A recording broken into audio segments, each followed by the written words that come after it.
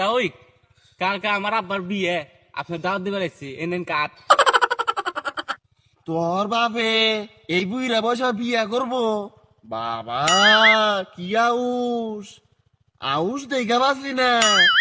আমি যাইবার আরি, কিন্তু তিনটা আমার শর্ত আছে, বুঝছস?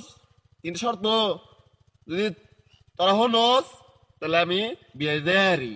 কি আবার শর্ত?